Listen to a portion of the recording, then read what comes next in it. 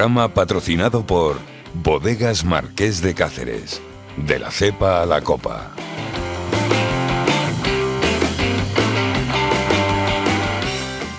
Buenos días y bienvenidos a un programa más de Inversión con Nombre Propio. En el día de hoy contamos con la presencia de Pablo de Amiral. Buenos días, Pablo. Buenos días, Juan. Muchas gracias por la invitación. Bien, y también tenemos la presencia y el placer de contar con Daniel de Natixis. ¿Qué tal, Daniel? Hola, buenos días. ¿Qué tal? Un placer estar aquí con vosotros. Igualmente. Bien, hoy debatiremos acerca de las oportunidades en renta fija que estamos encontrando en el contexto actual y en especial haremos hincapié sobre todo en el sector de high yield y emergentes. Me gustaría empezar con Daniel, ¿no? Y hablando sobre un tema que es la normalización de los tipos de interés que está dejando uno de los peores años en renta fija de la historia. Esto sumado a las tensiones geopolíticas que hemos vivido desde principios de este año, han creado quizás la tormenta perfecta para este mercado. En este sentido, me gustaría preguntarte, Daniel, si podemos considerar que ya ha pasado lo peor y si crees que se ha abierto una ventana de oportunidades en renta fija después del cambio de estrategia por parte de los bancos centrales. Pues a ver, nosotros pensamos que podría haber pasado lo peor en cuanto a la velocidad de la caída. Como has dicho, lo que hemos visto en estos 10, 11 primeros meses del año no lo habíamos visto en décadas, lo cual no quiere decir que ya sea un punto claro de entrada, es decir, que hayamos tocado suelo. Lo que estamos viendo es que, en general, la dinámica de la inflación sigue siendo bastante persistente. Mes tras mes existe la expectativa de que ya hayamos tocado pico, pero estamos viendo que los datos no apuntan en ese sentido. De hecho, si nos fijamos en la inflación americana, por ejemplo, el componente core, el componente central, eliminando los componentes más volátiles, como puedan ser energías y alimentos frescos, sigue incrementándose mes a mes. Las lecturas globales de inflación a lo mejor están más estabilizadas, pero la parte core sigue incrementándose. Si dividimos la inflación americana en dos grupos, una inflación que pueda venir del lado de la oferta y una inflación que pueda venir por el lado de la demanda, este segundo grupo, la inflación que viene por el lado de la demanda en Estados Unidos, sigue también aumentando. Entonces, no pensamos que podamos decir que ya hemos tocado el pico de inflación, ¿no? Y obviamente los bancos centrales seguirán actuando en función de cuándo se toque ese pico de inflación. Nosotros pensamos que el famoso pivot point de la Fed, es decir, el momento en el que puede ser que dejen de subir los tipos de interés, no lo esperamos hasta finales del primer trimestre del año que viene, hacia la primavera del año que viene. De momento, bueno, pues no tenemos mucha más visibilidad y es cierto que en los últimos trimestres lo que hemos visto es que este pivot point de la Fed o esta expectativa de cuando la Fed dejaría de subir los tipos de interés se ha retrasado. Hace 6 meses pensábamos que iba a ser mucho más inminente que ahora, que ya estamos hablando de finales del primer trimestre, ¿no?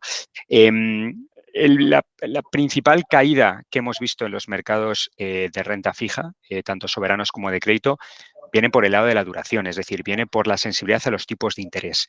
Eso explica cerca de 2/3 partes de la caída general que hemos visto en los mercados de renta fija este año. Y ese componente, el de los tipos de interés, como vemos, bueno, pues no parece que a muy corto plazo, que inmediatamente ya nos esté dando señales de que se va a girar, ¿no? Y que vamos a alcanzar ese pivot point. De tal manera que nosotros, desde Natixis Investment Managers, en renta fija seguiríamos siendo muy prudentes. En estos momentos pensamos que sigue habiendo espacio para que haya más caídas, sobre todo en todo lo que tiene que ver con crédito. Todo el tema de crédito high yield permaneceríamos más fuera todavía, al añadir un poco el riesgo crediticio en un ciclo que se está claramente desacelerando y que ya podemos hablar de recesión técnica prácticamente seguro. Donde sí que podríamos empezar a ver algo más de valor es en renta fija americana a largo plazo soberana. Ahí sí que pensamos que los tipos a largo plazo ya han descontado, bueno, pues este escenario de subidas de tipos en el que estamos ahora mismo inmersos y que la rentabilidad actual de los bonos del Tesoro americanos a 10 años, en el entorno del 4%, empieza a ser bastante atractiva. Además, si invertimos en dólares y las cosas se vuelven a tensionar, bueno, pues el dólar posiblemente actúe también como valor refugio y nos dé cierta protección. Para todo lo que tiene que ver con crédito, tanto americano como europeo, pensamos que aquí a lo mejor todavía seguiría un poco pronto para tomar posiciones, pero si tenemos una visión más a medio plazo, sí que las valoraciones actuales nos parecen atractivas. Entonces, si tenemos que empezar a construir una posición en crédito, lo haríamos con crédito de mayor calidad, con crédito investment grade y limitando al máximo el riesgo de duración, es decir, con estrategias de corta o muy corta duración. Gracias, Daniel. Bien, ahora me gustaría pasar, ¿no?, con Pablo y hablar sobre el giro en la política monetaria por parte de los principales bancos centrales que hemos visto este año, que han situado los tipos de interés en máximos de la última década, tanto en Estados Unidos como en Europa. ¿Y cómo puede influir este hecho en la renta fija de alto rendimiento? ¿Tiene más sensibilidad este tipo de deuda a las subidas de tipos? Bueno, pues lo cierto es que yo creo que evidentemente afecta negativamente al contexto del mercado de renta fija, eso es evidente, pero si nos ceñimos, Juan, a lo que ha sido lo que llevamos de año en términos de rentabilidad, pues por ejemplo en Estados Unidos, estos son datos del pasado 14 de hace apenas 10 días, el rendimiento en lo que llevamos de año en la renta fija de grado de investment grade en Estados Unidos lleva un menos 19,91% de caída para una comparativa con el high yield de un menos 14,49%. Entonces, estamos hablando de una caída de más del 5% superior para el caso del investment grade. Entonces, en lo que llevamos de año, claramente está siendo más castigada, más perjudicada el investment grade. Y es lógico porque al final, pues, si tenemos en cuenta de dónde venían un poco los spreads de crédito en high yield, pues la subida ha sido muy significativa, pues desde más o menos 200 puntos básicos hasta los 600 puntos básicos actuales, por lo menos en Europa, que es donde nosotros estamos viendo más oportunidades. Entonces, es lógico que, bueno, pues los spreads de crédito donde más se han disparado es claramente en el high yield, y los spreads de tipos, pues obviamente van a perjudicar más al investment grade. También hay que tener en consideración y hay que meter un poco en la ecuación a la hora de valorar uno u otro sesgo dentro de la renta fija, el tema de la duración. Y nosotros creemos, estas cifras que estaba dando, pues el investment grade tiene una duración modificada de más de 7,27, y en el caso del high yield americano, la duración modificada es de 4,58, o sea que te estás yendo todavía a más plazo. Lógicamente, para nosotros, uno de los mecanismos de protección que tiene el inversor en renta fija en estos momentos es tratar de tener pues, duraciones relativamente cortas. Nosotros las hemos incrementado muy ligeramente este año en nuestra principal estrategia, en Sextant Bond Picking, pero seguimos con duraciones por debajo de 3. De hecho, en estos momentos en torno a 2,3. Así que claramente el investment grade pues tiene una duración bastante importante. Bajo nuestro punto de vista va a tener inevitablemente, pues va a sufrir mucho todo lo que sean futuras subidas de tipos, y encima con una yield significativamente inferior, y ya te ha caído más que el high yield. Así que claramente pues ya ha sido más perjudicada el investment grade que high yield en lo que llevamos de año, pero creemos que las perspectivas son todavía más evidentes, y quien más va a sufrir sin duda va a ser el investment grade. Con el añadido, Juan, de que, bueno, pues ahí tienes un riesgo bastante importante de mucho fallen angel, que en el caso del high yield, pues no te sucede. Y en un contexto en el que se van a ver pues, algunas de esas compañías que caigan de investment grade, pues por agravamiento de su actividad principal, por deterioro de su negocio, pues claramente lo van a tener muy difícil de cara a refinanciarse, porque al final en un contexto de recesión como estamos viviendo actualmente, la financiación es finita y obviamente pues va a ser muy complicado para algunas compañías el conseguir refinanciarse. En los próximos años, a muy corto plazo, 1 o 2 años, no va a haber grandes problemas, porque al final pues ha habido una burbuja no una burbuja, sino un contexto muy fuerte de refinanciación. Prácticamente todo el que ha querido refinanciarse lo ha podido hacer a unas condiciones muy ventajosas, pero ya a partir de 2024-2025 ahí sí que va a venir unos vencimientos muy importantes de deuda y habrá que ver cuáles son las condiciones en las que logran financiarse muchas compañías. Gracias, Pablo. Bien, me gustaría volver, ¿no?, con Daniel después de lo que ha comentado Pablo, ¿no?, acerca de la importancia de la duración para proteger las carteras. Me gustaría volver a preguntar a Daniel acerca del contexto actual, ¿no?, donde el dólar ha experimentado una fuerte apreciación frente a otras divisas. ¿Cómo puede afectar esto a la renta fija de países emergentes y qué puede aportar este tipo de activos a nuestra cartera? Bueno, lo primero que te diría, Juan, es que desde Natixis Investment Managers, nuestro departamento de estrategia, en estos momentos está infraponderando mercados emergentes, ¿no? Es un poco lo que decía al principio, todavía no vemos ese punto de entrada, no vemos ese suelo próximo del mercado, ¿no? Los mercados emergentes en general lo llevan haciendo muy mal este año, pero también muchos de ellos, especialmente todo lo que tiene que ver con China, lo hizo mal el año pasado, ¿no? Es verdad que el ciclo monetario de los mercados emergentes o de gran parte de ellos, claro, hablar de mercados emergentes cuando estamos mezclando 4 continentes, pues eso es un poquito hacer un trazado con trazo grueso, ¿no? Pero bueno, en general, el ciclo monetario es bastante distinto al de los mercados desarrollados o los mercados occidentales. Los bancos centrales de los mercados emergentes empezaron a endurecer su política monetaria bastante antes, en 2021, lo cual hace que el ciclo de subidas de tipos sea distinto allí. De hecho, vemos cómo ahí sí que podíamos haber tocado techo en cuanto a subidas de tipos de muchos de los principales bancos centrales. El Banco Central de Brasil ya ha dejado de subir los tipos, posiblemente el Banco Central de México deje de hacerlo y tenemos otros bancos centrales como el de China, por ejemplo, que está haciendo políticas más expansivas. Otra cuestión a comentar es que la inflación en los mercados emergentes no es como en los mercados desarrollados. Ahí no hay realmente, en la mayor parte de ellos, un riesgo o una inflación tan acuciante, tan elevada como la que tenemos en Europa y en Estados Unidos. Y respecto a la divisa, el dólar se ha apreciado mucho frente a casi todas las divisas, pero frente a algunas de las divisas principales emergentes, no tanto. La apreciación del dólar ha sido inferior a lo que hemos visto con divisas occidentales como el euro o como la libra o como el yen, ¿no?, por hablar de otra divisa desarrollada.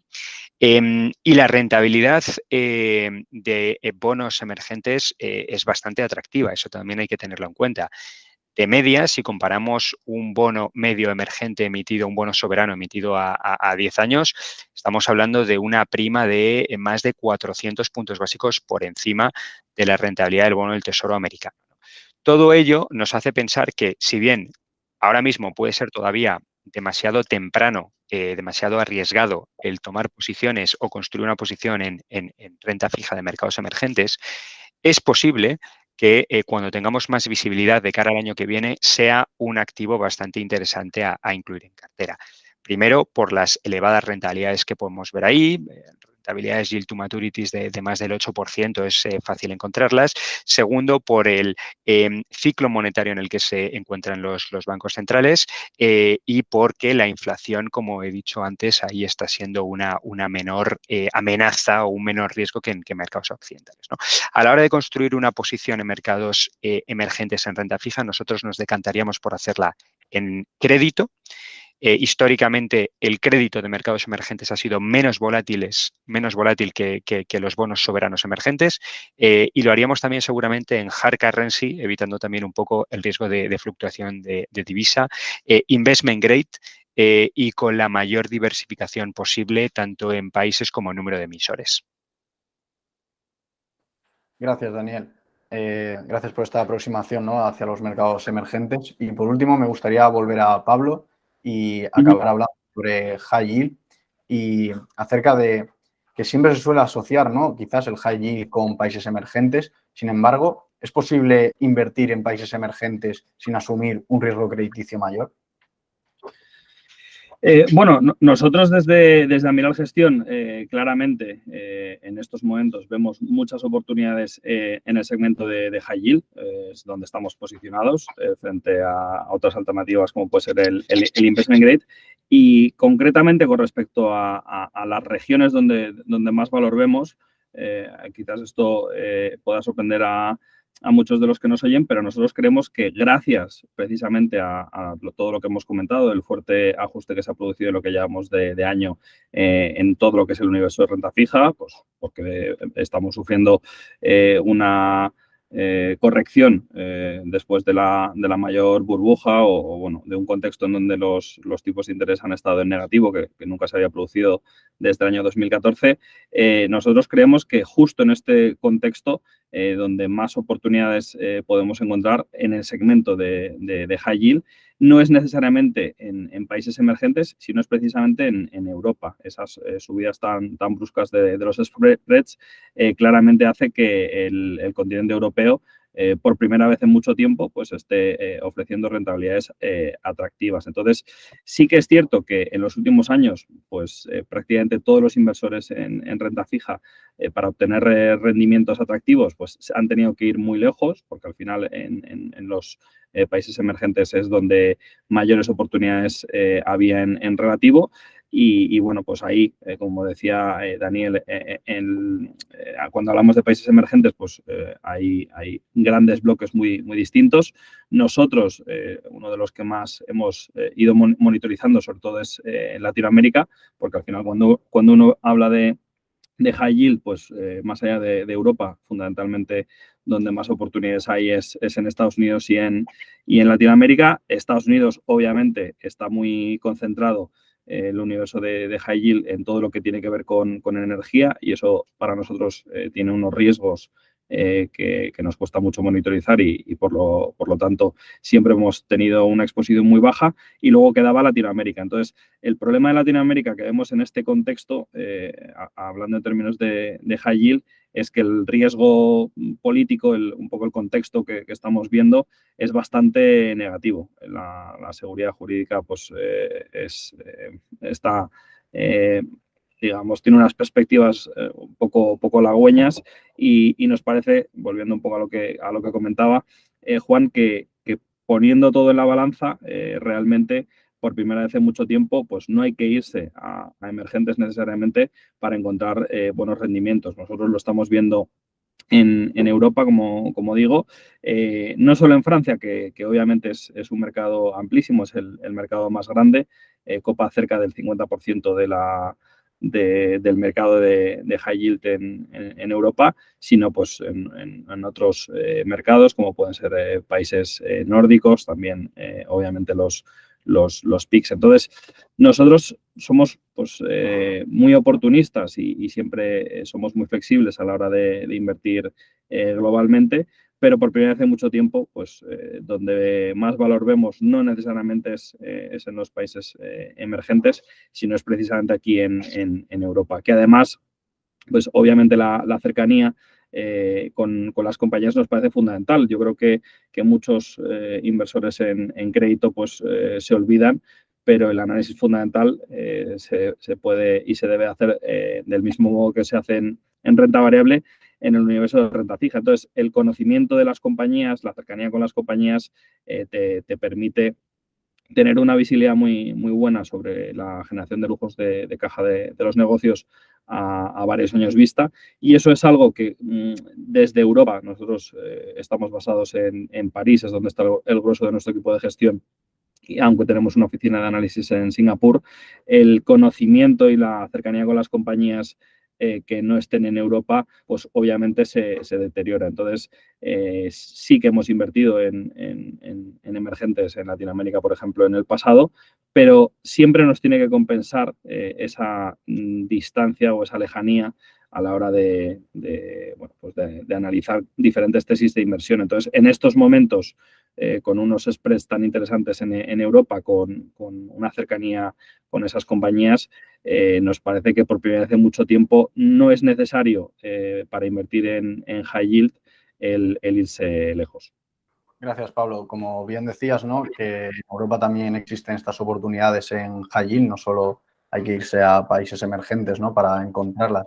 Y bien, una vez ya hemos comentado estas oportunidades en renta fija, en high yield, países emergentes, ¿no? Simplemente daros las gracias por estar hoy aquí, tanto a Pablo como a Daniel, y espero veros pronto.